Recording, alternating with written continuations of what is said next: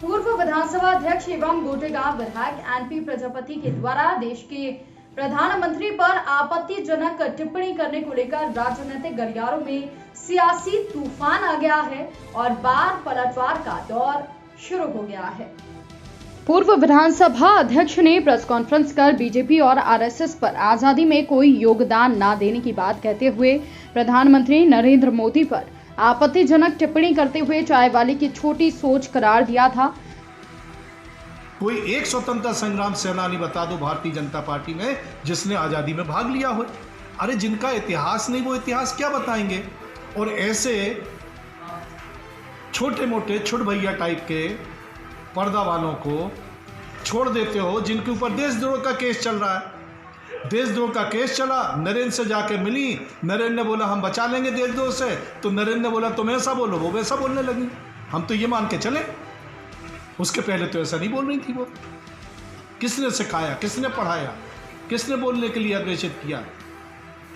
जिसके ऊपर देशद्रोह चलता रहे और वो देश के बारे में ऐसी बात करे तो आप खुद समझिए, आप बुद्धिजीवी हैं भाई।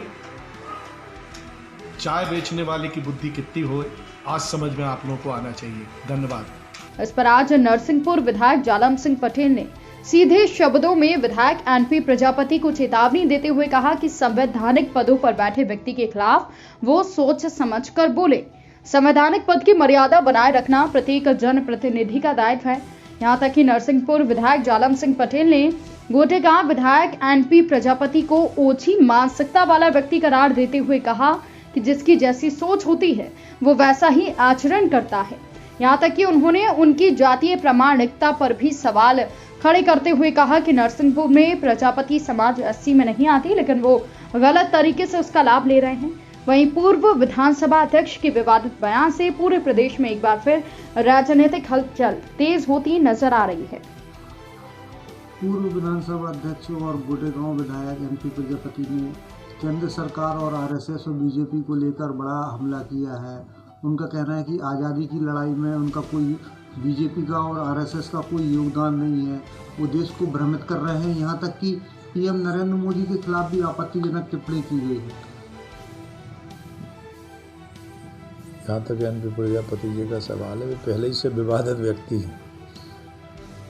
तो उनका सबसे बड़ी वो है कि नरसिंहपुर जिले में प्रजापति समाज 80 में नहीं आती। वो पूरा जिला और प्रदेश जानता है कि वो प्रजापति हैं या पिछड़े में आते हैं और वो जो आरक्षण का लाभ ले रहे हैं तो वही दूसरे कांग्रेस की विचारधारा से आप समझ लीजिए, उनके विचार आप समझ लीजिए।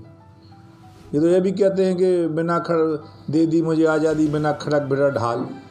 आज़ादी ऐसे मिल गई क्या? 1842 की क्रांति में हमारे ज़िले से लोग यहाँ राजा हृदय आए, वो यहाँ शहीद, उनका सारा राजपाट समाप्त हो गया, डेलन साहब समाप्त हो गए, भगत सिंह आ गए। तो ये भी इसकी कहानी भी कहते हैं, दे दी मुझे आज़ादी बिना खड़क बिना ढाल। तो उससे भी आज़ादी मिली है क्या? उसको झुटला सकते हैं क्या?